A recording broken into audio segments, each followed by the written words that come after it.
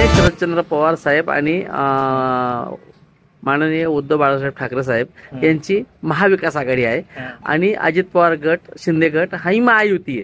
तुम्ही प्राधान्य कोणाला द्याल? शरद पवार महाविकास आघाडी. बर, विधानसभेचे उपाध्यक्ष पद आपल्या तालुक्याला आहे. विकास झाला का हो तालुक्याचा, मतदारसंघाचा? नाही. रोजगारांसाठी संधी उपलब्ध झाली का? नाही.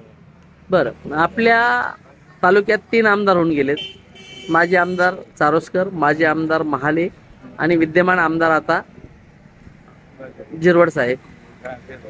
जिरवड साहेब आणि एक अन्य. तुम्ही प्राधान्य कोणाला द्या?